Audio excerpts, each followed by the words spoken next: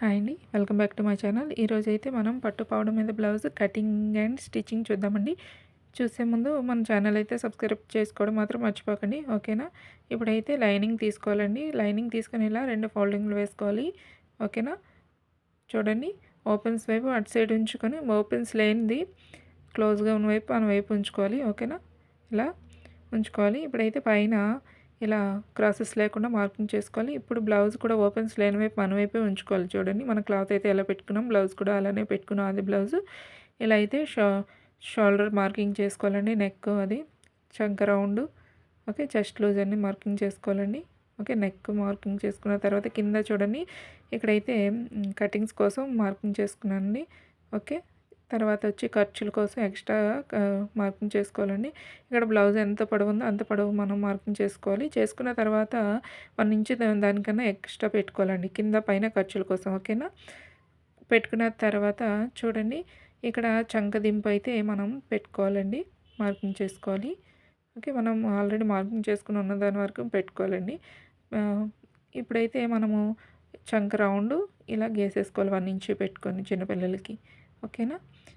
ఓకేనండి, మార్కింగ్ చేసుకున్న తర్వాత ఇలా అయితే కట్ చేసుకోవాలి. కట్ చేసుకుంటే మనకి ఫ్రంట్ పార్ట్ అయితే రెడీ అయిపోతుంది. ఈ ఫ్రంట్ పార్ట్ని చూడండి, ఇలా మనం మార్కింగ్ చేసుకున్న దగ్గర చిన్న చిన్న నాట్స్ పెట్టుకోవాలండి, ఓకేనా. ఇప్పుడైతే బ్యాక్ పార్ట్ కోసం ఇలా ఫ్రంట్ పార్ట్ని తీసుకొచ్చి ఇలా ఇది డబుల్ ఫోల్డింగ్ మీద ఉంది కదండి, కింద క్లాత్ ఇలా పెట్టుకోవాలండి, ఓకే. 1 ఇంచ్ ఎక్స్ట్రా ఉండేటట్టు చూడండి. ఫ్రంట్ పార్ట్ కన్నా బ్యాక్ పార్ట్ 1 ఇంచ్ ఎక్స్ట్రా ఉండేటట్టు పెట్టుకోవాలండి. అటు సైడు మనకి ఓపెన్స్ లేని వైపు ఫ్రంట్ పార్ట్ ఉంటుంది కదా, అటు సైడు మనకి 1 ఇంచు చూడండి. నేనైతే నాట్స్ పెడుతున్నాను 1 ఇంచ్ ఎక్స్ట్రా పెట్టిన దగ్గర, ఓకేనా. ఇలా 1 ఇంచ్ ఎక్స్ట్రా పెట్టి బ్యాక్ పార్టే కట్ చేసుకోవాలి, ఓకేనా. ఎందుకంటే అవి ఊక్స్లు కాజాల పట్టీల కోసం అండి. కట్ చేసుకున్న తర్వాత ఇప్పుడైతే ఫ్రంట్ పార్ట్ నెక్ గీస్తున్నానండి, ఓకే. నేనైతే లైనింగ్ తోటే తిప్పేద్దామని ఇలా 3 పాయింట్ నెక్ తిప్పుదామని కట్ చేసేస్తున్నాను, ఓకే. ఇప్పుడు బ్యాక్ పార్ట్ కూడా ఇలా పెట్టుకొని ఇలా షోల్డర్ మార్కింగ్ చేసుకొని నెక్ కూడా సేమ్ ఇలా 1 ఇంచ్ ఎక్స్ట్రా ఉన్న దగ్గర వరకు కూడా మనమైతే మార్కింగ్ చేసుకుంటే చూడండి, ఇలా ఫోల్డింగ్ చేసుకోవడం కోసం ఇక్కడ 1 ఇంచ్ ఎక్స్ట్రా పెట్టుకున్నాం కదా, అంతవరకు కూడా ఇలా రౌండ్ గీసేసుకోవాలి.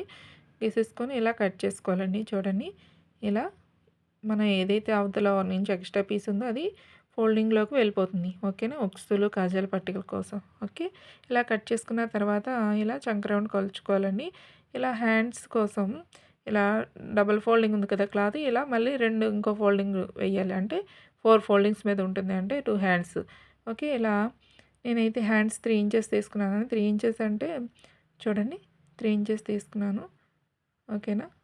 3 ఇంచెస్ కన్నా 1 ఇంచ్ ఎక్స్ట్రా పెట్టుకోవాలి కింద పైన ఫోల్డింగ్ కోసం. చూడండి, ఇలా అయితే చంక hand loose, okay, hand loose పెట్టుకోవాలి. ఇలా మార్కింగ్ అయితే చేసుకొని హ్యాండ్లు మార్కింగ్ ఇలా అయితే చేసుకొని మనం హ్యాండ్స్ అయితే కట్ చేసుకున్నాను. 3 ఇంచెస్ హ్యాండ్స్ అయితే కట్ చేసేసుకున్నాను, ఓకేనా.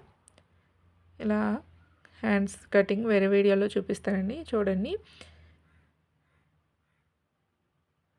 ఇప్పుడైతే హ్యాండ్ ఓన్లీ బార్డర్ వచ్చేటట్టు కట్ చేస్తున్నానండి. హ్యాండ్స్కి చిన్న హ్యాండ్స్ కదా, బార్డర్ ఓన్లీ వచ్చేటట్టు కట్ చేస్తున్నాను. ఇలా lining piece original piece lining piece కన్నా ఎక్స్ట్రా ఉండేటట్టు చూసుకొని కట్ చేసుకోవాలండి, ఫ్రంట్ పార్ట్ బ్యాక్ పార్ట్ కూడా, ఓకేనా. లైనింగ్ జాయిన్ చేసిన తర్వాత అయితే ఈ ఎక్స్ట్రా పీసెస్ కట్ చేసుకోవాలి, ఓకేనా. ఇప్పుడైతే హ్యాండ్స్ ఇలా కింద 1/2 ఇంచ్ ఫోల్డింగ్ పెట్టుకుంటూ ఇలా మడత వేసుకొని కుట్టుకోవాలి. తర్వాత వచ్చి లైనింగ్ జాయిన్ చేసుకోవాలి. ఇలా 2 హ్యాండ్స్ కూడా జాయిన్ చేసుకున్న తర్వాత ఇప్పుడైతే బ్యాక్ పార్ట్ లైనింగ్ జాయిన్ చేసుకోవాలి, ఓకేనా. చేసుకున్న తర్వాత ఇలా బ్యాక్ పార్ట్లు ఫ్రంట్ పార్ట్ కూడా చూడండి, బ్యాక్ పార్ట్ ఆపోజిట్గా చూడండి జాయిన్ చేసుకోవాలి, ఓకేనా.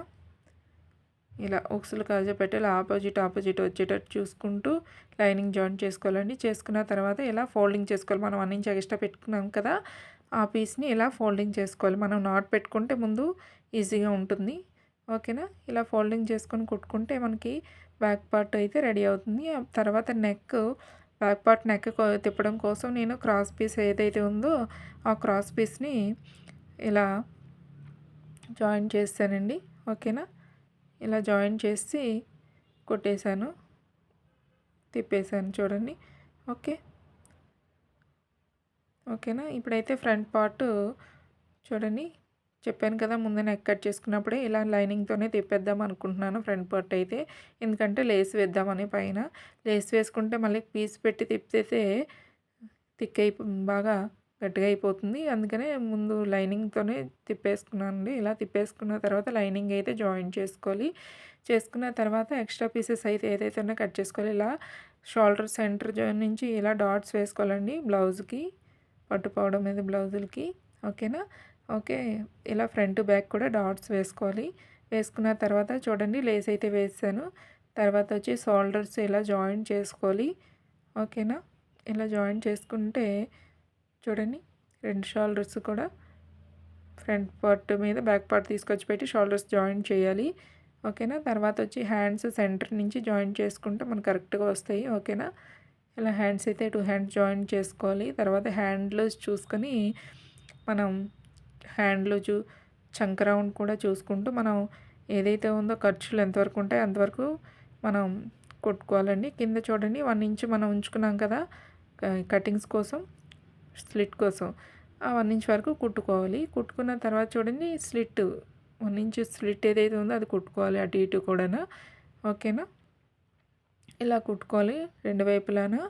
కుట్టుకుంటే తర్వాత కింద ఒక 1/2 ఇంచు ఫోల్డింగ్ వేసుకోవాలండి. వేసుకుంటే మన బ్లౌజ్ అయితే రెడీ అవుతుంది. ఓకేనా.